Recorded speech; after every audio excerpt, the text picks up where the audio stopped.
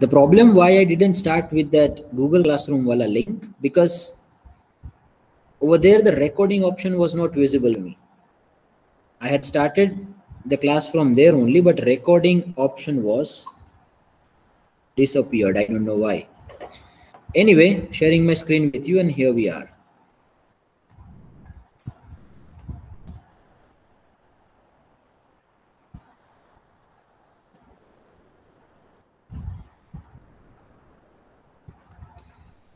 Friends, let's go to the conceptual part of this corporate finance management, sharing my screen with you.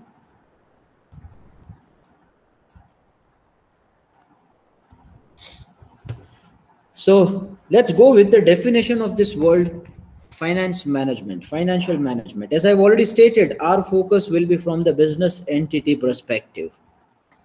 So the first definition given by Mr. Solomon was focusing on, he said that explicitly, it is concerned with the efficient use of an important economic resource, namely capital funds. So if I identify the key words from his definition, it is first about capital funds, and then the efficient use of those capital funds into a business. From this very definition, I can see that the working capital management, which is about a short-term financing, managing your current assets and current liabilities, is ignored in this definition. But financial management is continuously evolving in nature, you know. Earlier, the pure focus was just on the finance part. अभी भी आप देखते हो ना राजकोट के अंदर कोई बोलता है मैं फाइनेंस में काम करता हूँ, इसका मतलब क्या होता है कि मैं पैसे अरेंज करके देता हूँ तुम्हें. The main focus of the financial management was on arranging the finance earlier.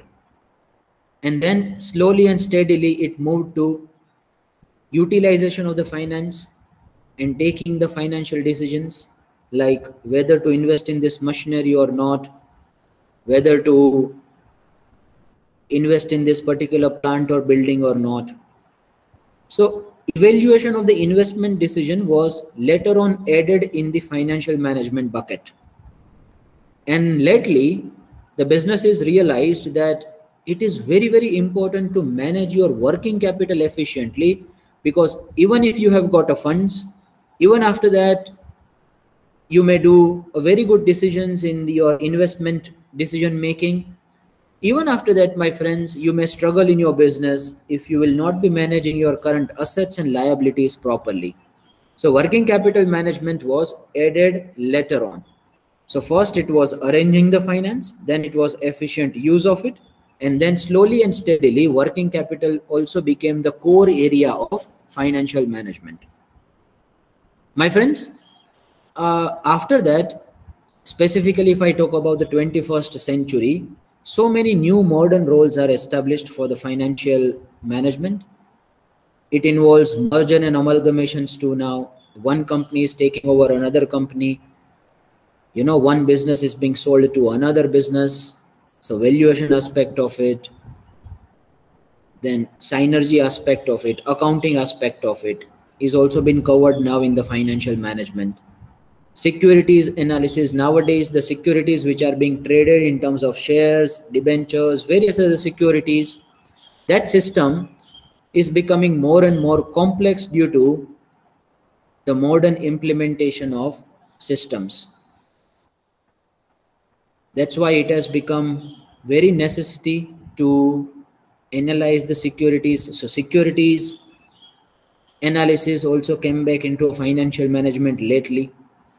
So many other areas are now incorporated into a financial management. But when I talk about the core areas of it, no, they are, first is financing. That means capital structure, gathering the sources of finance, arranging the funds.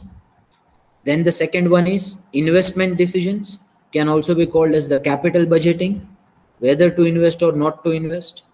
And then the third one is working capital management. These three are considered to be a core. Then other areas are part and parcel of financial management too. Then there was Mr. S.C. Kuchel, who said that financial management deals with procurement of funds and their effective utilization in the business. Again, his focus was on procurement of funds and their effective utilization in the business. So two core areas of the financial management are covered. One is arranging the funds, capital structure. Another one is utilization of the funds, which is capital budgeting. Then it was stated by Mr. Howard and Upton that financial management is an application of general managerial principles to the area of financial decision making. Now, this definition is not exhaustive definition. This is an open-ended definition kept open for the interpretation from the various angles, kept deliberately open for additions and deletions over a period of time. So whatever the principles you apply in the general management, 14 principles given by Mr. Henry Fayol, after that even the subsidiary principles too. So in the managerial decision making, whatever the principles which are getting applied, if you apply that in the financial decision making, so no specific inclusion and the exclusion is given to you in this case. This one is pretty much more comprehensive in nature. Try to include every decision making which is related to your finance, which is related to money. Sir यहाँ से मैं rickshaw करूँ, auto करूँ, या तो फिर मैं बस ट्रांसपोर्टेशन यूज करूँ. This is a financial decision. Did you evaluate that decision anywhere, any time in your life? कि आप यहाँ पे अगर ऑटो से ट्रैवल करते या तो फिर कॉलेज का ट्रांसपोर्टेशन लेते हो, तो which decision is better financially? Have you tried to calculate this anywhere? आप सब्जी रैया रोड से खरीदते हो, या तो फिर आप सब्जी माधापर सर्कल से खरीदते हो, या तो फिर जुबिली मार्केट से खरीदते हो, उसके कारण आपका ईयरली एक्सपेंडिचर कितना सेव होता है, आपने कभी कैलकुलेट किया है ये? My friends, my focus will be more on building a proper attitude and inculcate the right approach and behavior for managing your personal finances too. I will keep on giving you the inputs on that. To build the extra passive income, आपको कभी ख्याल आता है कि मेरे sir 2-3 घंटे extra रहते हैं मेरा लेक्चर खत्म होने के बाद, तो उस 2-3 घंटे को मैं कैसे इफेक्टिवली यूटिलाइज करूं? आपको तुरंत ही कोई अर्निंग अपॉर्चुनिटी दिखाई देती है आपके बिजनेस में, आपके प्रोफेशन में, आपके एरिया ऑफ इंटरेस्ट में? If that attitude is built, then rest of the things will be very easy. So if you read any of the financial management books, starting from the Intelligent Investors to Rich Dad Poor Dad, or to any other book written by any other authors, their primary focus is on building the financial discipline, appropriate money saving attitude and behavior. That's where 90% of the work is already done. And then only 10% is to be done. Well, so this is all about the financial management. So Mr. Howard and Upton says you that applying the general managerial principles in the area of finance, in the area of money, which is the financial management. You may go to some other definitions too, explicitly given in the textbook. I'll be circulating that today. So various decisions you take in the financial management, the core areas we have already discussed. Capital budgeting stands for the investment decisions. Capital structure stands for arranging the funds, equity, debt, or whatever the sources of funds you have. And then working capital management is basically managing your current assets and current liabilities. Well, now I'm asking one question to you. Everyone will critically think about it and will let me know your interpretation. Why this financial management activity is to be done? What is the primary objective behind it? Can someone tell me? My question is very straightforward. You may take a 1 minute's time, you may think about it, you may put your answers in the chat box, or you may communicate that to me straight away by unmuting yourself. Why? Why this financial management activity is to be done? What is the objective behind it? What you will get? Received one answer from Mr. Tushar, from Mr. Siddharth too. Others, I am expecting very active interaction from you guys. Let's make it as interactive possible.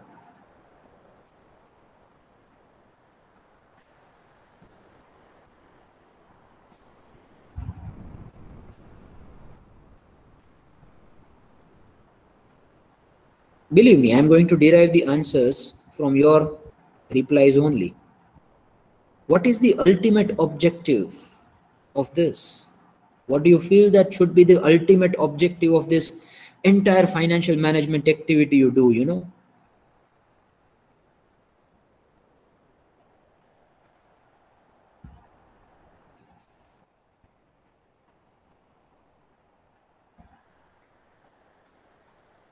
Anyone? Only two answers. It's perfectly okay to be wrong in our class. I am not someone who will judge you based on the answers you give me. Definitely not. We are allowed to make mistakes in the financial management class. Definitely. ऐसे छाती ठोक के mistakes करने की. Mistakes से ही तो learning होती है. Ask questions. Remain interactive. Have curiosity to know more about the things.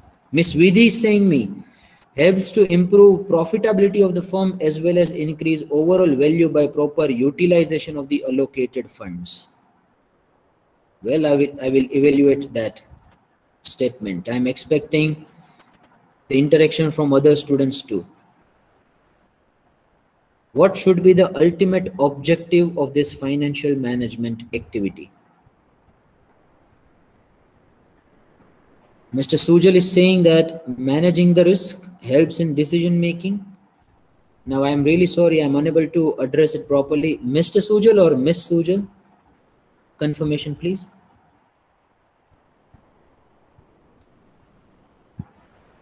Accordingly, I'll address you, you know.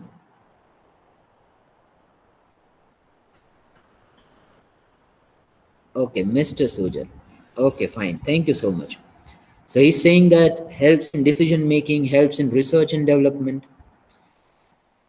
Now, some names are shared by both the genders, you know. Even my name was shared by one girl in my college. And everyone used to make a fun of mine. लेकिन उसमें कोई fun की बात नहीं है. क्या है? दोनों नाम हो सकते हैं. She was actually a Mohammedan girl. R-A-U-N-A-K, Raunak. Okay. Anyone else, please? Mr. Meg is saying that proper allocation and utilization of funds in the business. Ms. Archana, proper utilization of funds. By using less, we get more. Okay, Mr. Meg is also proper procurement. Well, from the answers which are given to me, I can identify the keywords. In Mr. Tushar's answer, reply, it's more about use of money and making the profit. Let me take you to answer of Mr. Siddharth. He's saying that to manage the funds and the various areas they have to be allocated. So again, managing the funds. What you will get by managing the funds, Mr. Siddharth? You are efficiently managing your funds and you are allocating it to your maximum financial advantage. What is the consequence of it? What will happen due to this?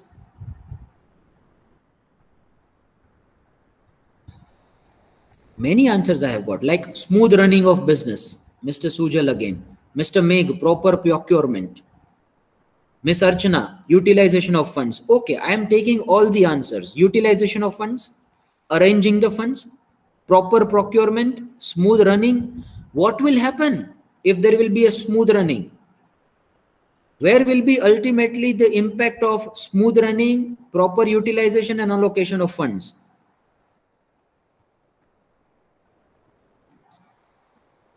Very true, Mr. Siddharth as well as Mr. Tushar. There will be impact on the profitability of the firm, right?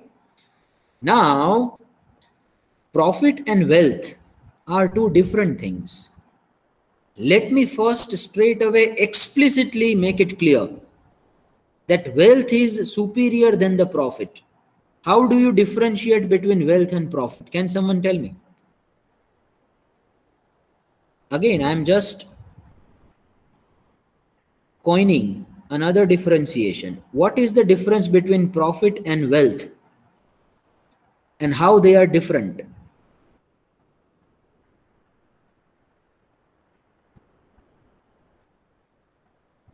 Very nice. I have received one answer from Tushar.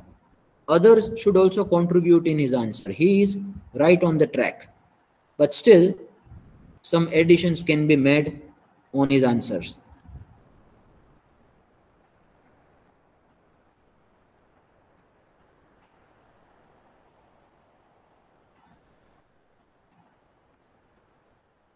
How do you see profit different from the wealth? Why wealth and profit are different things? Wealth is long term to increase the value of company's stock.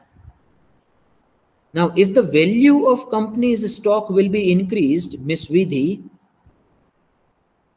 then who will get the benefits of it?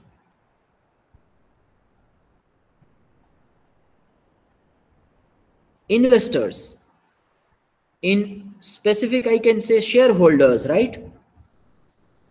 So shareholders' wealth should be increased. That is basically the wealth. Mr. Tushar is giving further clarification is that profit is earned by buying and selling the assets and wealth creation is increase in the value of assets. Now profit is not just because of the assets, it may be due to your day-to-day running businesses too. Definitely it is major portion from the day-to-day operations of the business. And then you earn something from buying and selling of the assets. But sir, the value of the asset is basically the wealth of the firm. Now, my friends, who the firm is, who the company is having the separate legal identity, different from its shareholders. It was rightly, yes, very artificial person. Company is different from its shareholders. Company can sue the person, company can file the litigations on its own name, company can buy another company can become an individual, just like an individual artificial person and enter into a contract just like we enter on its own name. Now for a company, the primary objective should be to build the wealth of the shareholders. Why? Now there is again a question, why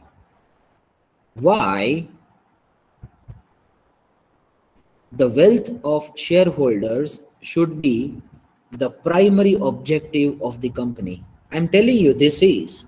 Now I'm asking you the question, why?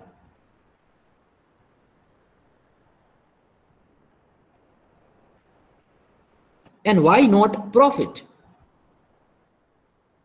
You have identified that, sir, profit is different from wealth. Now I am telling you the fact that wealth should be preferred more than the profit as far as the maximization goals of company are concerned. Where there can be a conflict between profit and wealth?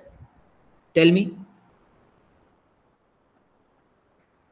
When I say conflict between wealth and profit, that means maximization of profit may not result into maximization of wealth.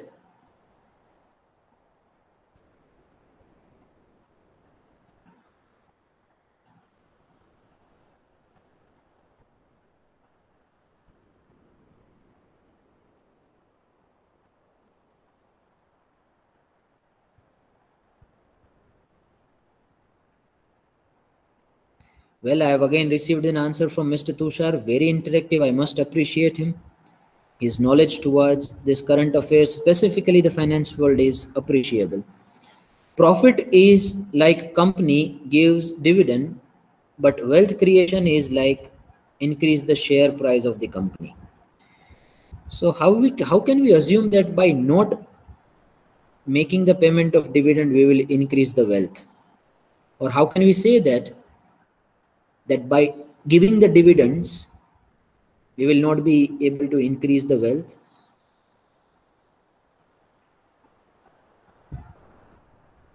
Yes, definitely. Why not, Mr. Vishal? You can unmute.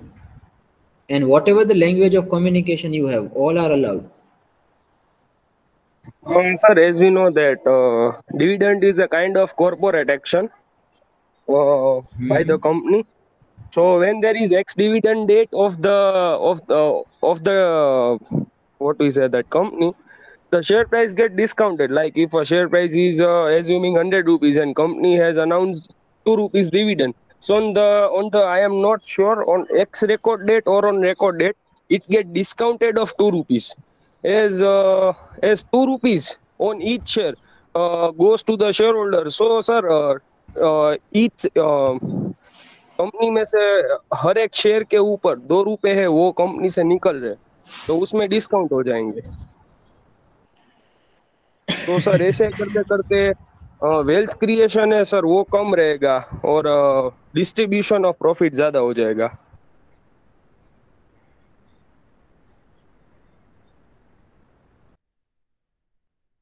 Okay. Technically, you are definitely correct, Mr. Tushar.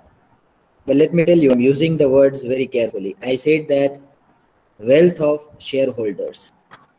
Now, the payment of dividend to the shareholders may also be forming a part of their own wealth, right? How do we assume that the dividends will not be reinvested by them in some other sort of a things? Number two thing, there was one research conducted that those companies which pay the dividend, if you take the two types of return from those company, dividend percentages, dividend yield, plus the incremental market price. Now, you are definitely technically correct that dividend amount is reduced from the market price on that particular day. But investors have got more inclination towards the companies which pays the regular flow of dividend. And we have observed that just in a few number of days and periods, the prices are again bouncing back, even though they are excluding the effect of dividend. Now, what could be reasons behind it? Uh, well, when I say about this wealth, no, we are talking from the perspective of the shareholders. We want to increase their wealth. You are technically very, very right. But there is a possibility that even after making the payment of dividend, the wealth increase may take place for the shareholders. We will see how the dividend impacts the market price. We will see the models of it, the mathematical exercises in the fourth module. So at that time, it will be explicitly covered. But in spite of making the payment of dividend, there may be increment in the wealth as per the various valuation models. I'll tell you how when the fourth module will be covered. So let's come back to the point again. That sir, wealth is different from profit. Profit is short term in nature, wealth is long term in nature, rightly identified by you guys. Number two, profit is more sort of an accounting term and wealth is more sort of a finance term. Third one, profit is applicable only to a particular period, while wealth is accumulation of the profits over a period of time.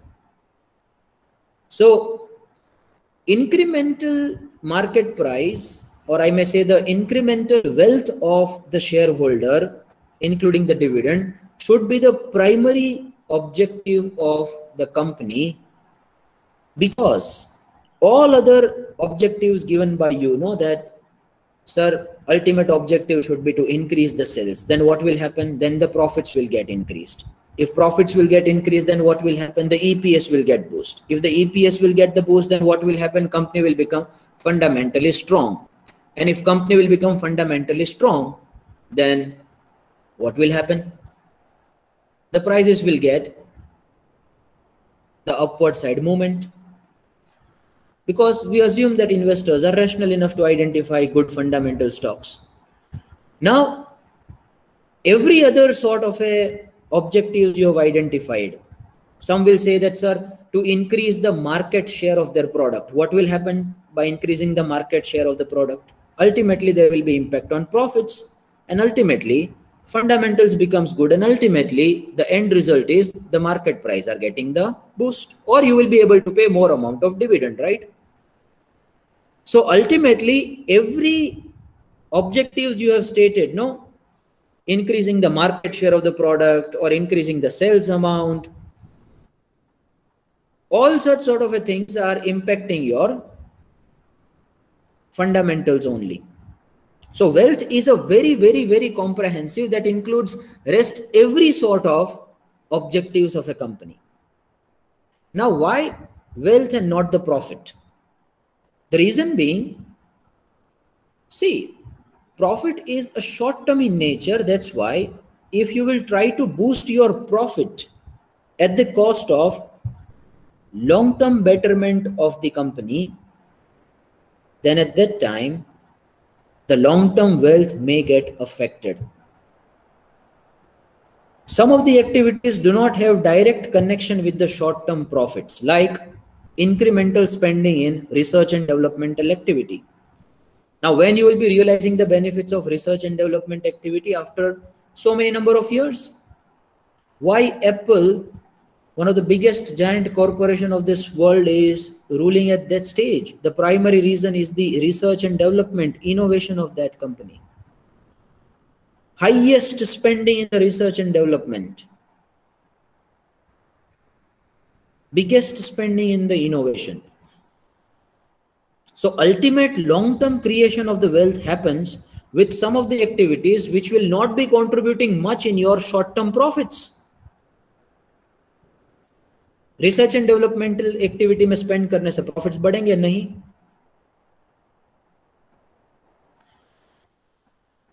Training of the employees. If you have the trained personnel to run your businesses, you will have to incur some cost for training, and possibly even after giving the training, that employee may leave your organization. But still, why this expenditure is to be taken? Because ultimately it will result into more employee satisfaction, more employee capabilities, and that will result into a better productivity at the entire organizational level, and ultimate impact will be on the wealth of the shareholders. So some of the decisions you take, I request you to refer one article written by Alfred Rappaport, 10 ways of wealth maximization. I am telling this to you, you may just note it down. There is one article written by Professor Alfred Rappaport on 10 ways of wealth maximization. Over there, he explicitly says to take some decisions which will be pinching you for the short term, but they are very, very good for the long term. So that's why the focus should be on the wealth rather than the profits. Moreover, the profits will tell you that you should take as much as possible from the employees, but wealth may tell you that you should also spend something for the welfare of their employees.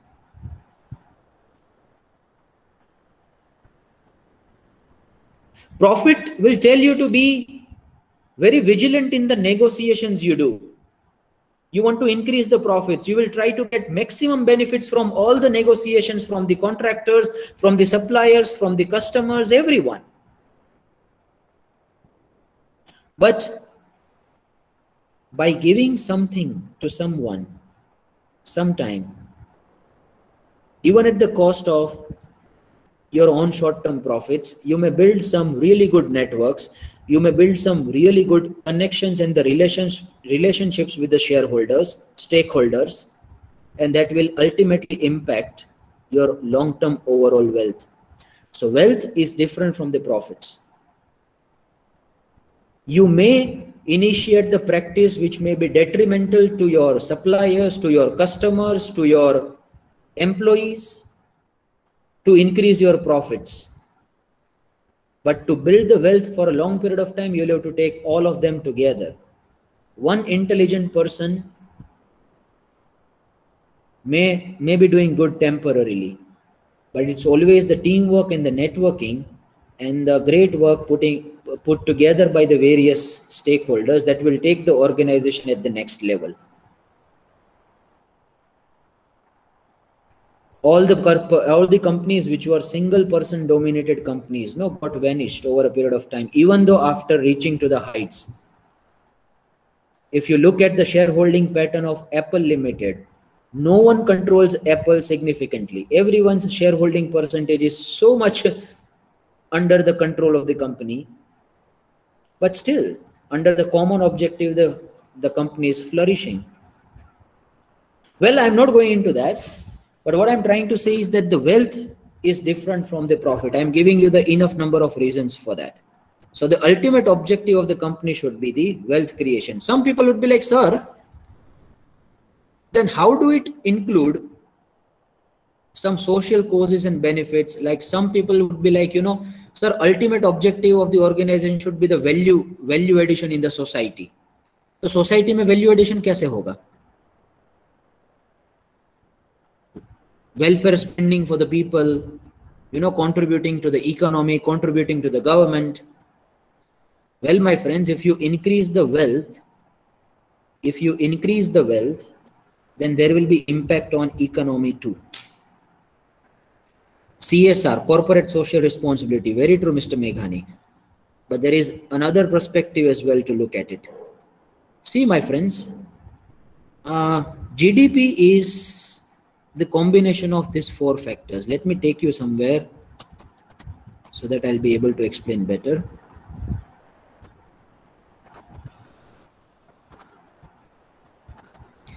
GDP is of any country is primarily driven by the consumption, gross domestic product of economy, plus it is investments in the economy, plus it is export minus import. So basically the balance of trade you have in your favor, plus government spending. This is how the GDP is calculated. Not going into very technicals of it, but giving you a layman idea. Now we are primarily a consumption driven economy. The goods and services which are getting consumed in the economy forms a part of your GDP. But if you look at some advanced economies, specifically of Europe and United States, they have a very good portion of investments in their GDP, which is very minimal in India. Now what happens? That has been believed by all the economists across the globe unanimously, without any contradiction, that if you want to foster the good GDP, if you want to foster the employment in your country, if you want to foster the consumption in your country, economic growth in your country, then there should be rotation of investments. Investments is basically channelizing your idle income into various sources. Those sources may be debentures, maybe equity, maybe so many other schemes, pension schemes, retirement schemes, and insurance, and so many other sorts of things. Now what happens because of this? Now the savings which is remaining idle in the economy will spur the growth in the long-term period. It will result into circulation of the money in the entire country. If one company comes up with the IPO and you are investing in that, what is basically the meaning of it? The company which was seeking the fund is getting it from the people who had the excess funds. So I, as an investor who had the excess funds, I'm giving that funds to the person who is doing the value addition in the society by producing more number of goods and services. More and more companies are established and more IPOs will come that will ultimately spur the economic growth. Why? Because they will result into more production of goods and services, and ultimately those goods and services will be consumed by the people, and the consumption will also be boosted. When you consume it, no, then the economic channel just gets stopped over here. You have got, say, 20 rupees, you are consuming that in a vada pav. That's it. That money is going to some other fellow now. He will consume it somewhere else. But when this money is put into the economic circulation, it will benefit and it will add the value to the various levels. One startup is established, you invest in an IPO, startup gets some money. Startup will employ more number of people in their region. So there will be employment boost. Startup will generate more amount of services and goods. Startup will do more value addition. That startup will further increase the spending in the CSR as it was stated by Mr. Meghani. Corporate social responsibility. And that startup will ultimately impacting your economic growth. So more focus of those countries is on the good investment friendly environment, because that will channelize the savings, idle savings of the people who have got the excess funds to the people who need it for value creation in the society. So that covers ultimately all the goals. So how the investments will get boosted? If their wealth will be increased. How the wealth of the people will get increased? By increasing their shareholders' value. So ultimately that is also contributing much to the society. And market price is always faster in reaction as compared to all the fundamentals and everything you see here, you know. So if something bad happens in a company, say some wrong HR management practices are established, there will be an instant reaction in the market price. Even before there may be an announcement of it, you know. So market price is basically a very rational way to derive the value of the company. हमारा value कौन decide करे? हम खुद आके बोले कि भाई हमारा वैल्यू इतना होना चाहिए, कि लोगों को डिसाइड करने के लिए बोलना चाहिए? लोग आपको आके कहेंगे कि भाई मेघानी आपका वैल्यू इतना है, या तो फिर रौनक सर आपका वैल्यू इतना है, तो ये हमारा ट्रू वैल्यू है सोसाइटी में, राइट? तो लोग को डिसाइड करने के लिए उनके पास राइट्स होने चाहिए. So they will be deciding that which company should deserve the better valuation, which should not deserve. So they will be trading it. And we assume that they are rational in the long term. So wealth creation is the uppermost objective of the financial management. I am proving it by taking the various examples. Let me take you to the textbook where it is again explicitly stated by Mr. Prasanna Chandra. I'll take you to the various other perspectives to look at the wealth maximization too. So should the firm maximize the welfare of employees or customers or creditors? That is a question, as it was asked by you as well, that every stakeholder should be benefited from the company, not just the shareholders.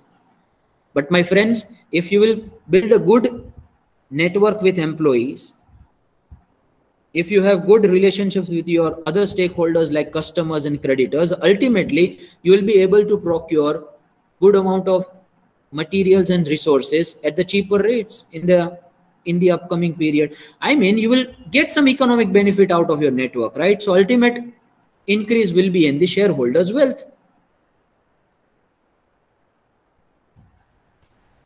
So contribution of the society is maximized by maximizing the value of the firm. Right?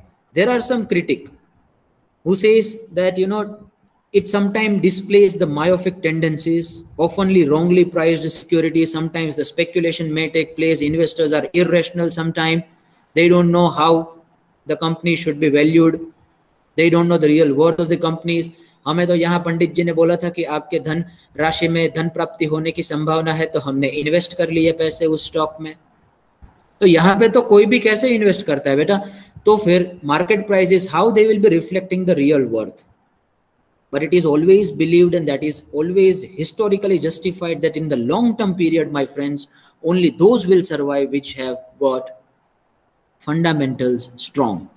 Irrespective of whatever the speculations you do, irrespective of whatever the irrational behavior of the investors are in the long term, only good, fundamentally well stocks survives. It is a fact.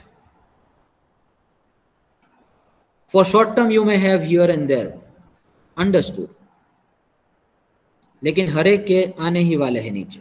आप कितना भी price को manipulate कर लो, ultimately long term में valuation ही survive करता है. हाँ, I am not saying, when I say valuation, sometimes we make a mistake by valuing it from the historical base. कभी कभी कंपनी क्या होती है कि बहुत ज्यादा प्राइसेस पे इसलिए ट्रेड होती है because there are great expectations of earning from that company in the future. So that is also a part of the valuation, no?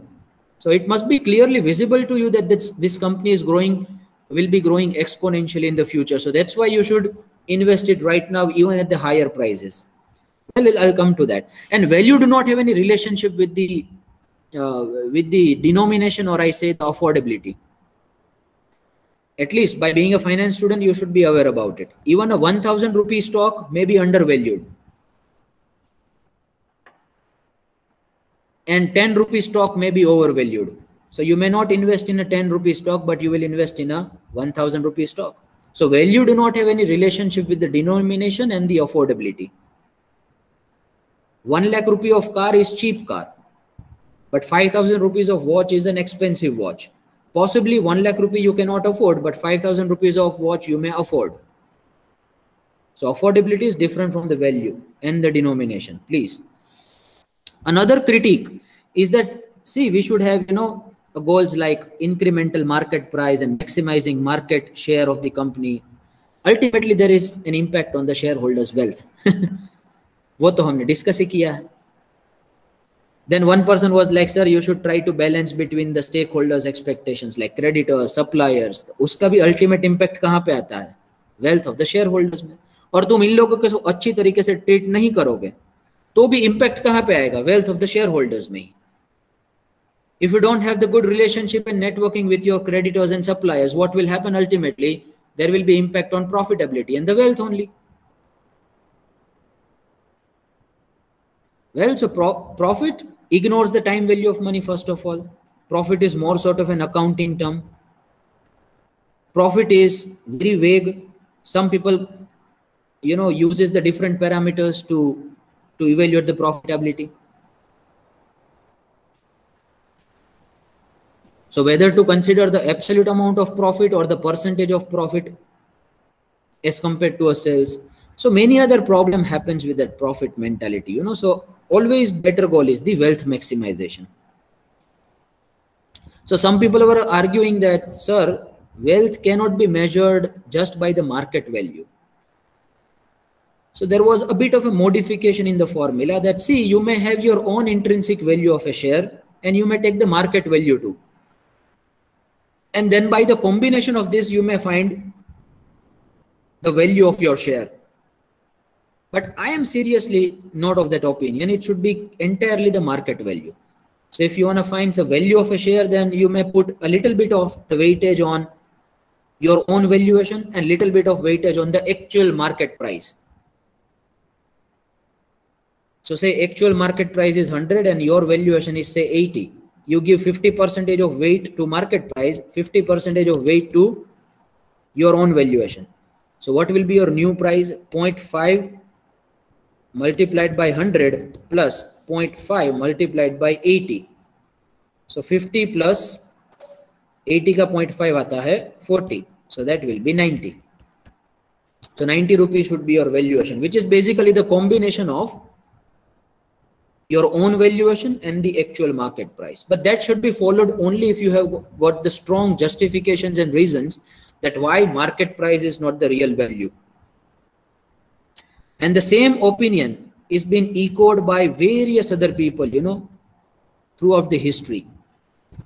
In annual report of Reliance in 1993, it was explicitly stated that in everything that we do, we have only one supreme goal, that is to maximize your wealth as the members of India's largest investor family.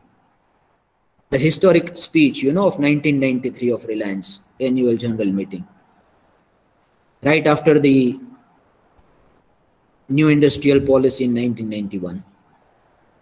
Again, Mr. Anand Mahindra said that all of us are beginning to look at the companies as owned by shareholders. The key is to raise the shareholders' return. That will include rest everything. Rest all the objectives are included in that.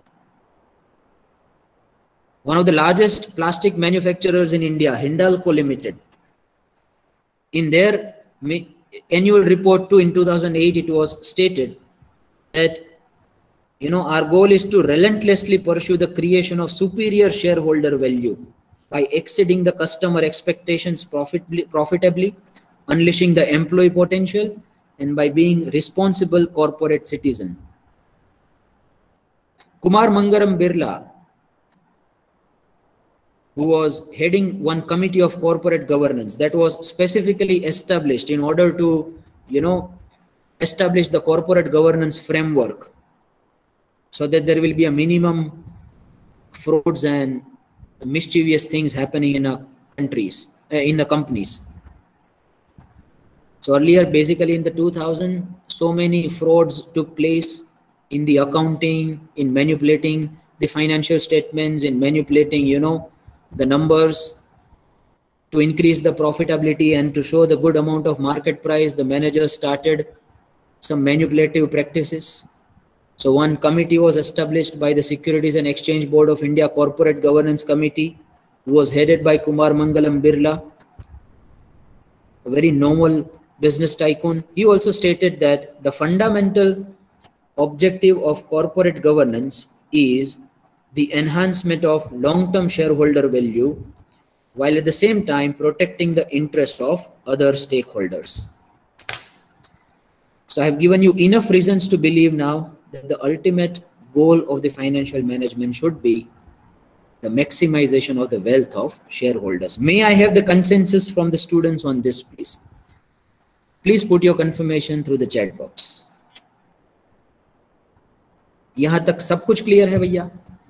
Miss Vidhi is saying yes. Mr. Priyank is saying yes. Very nice. Mr. Tushar is also saying yes.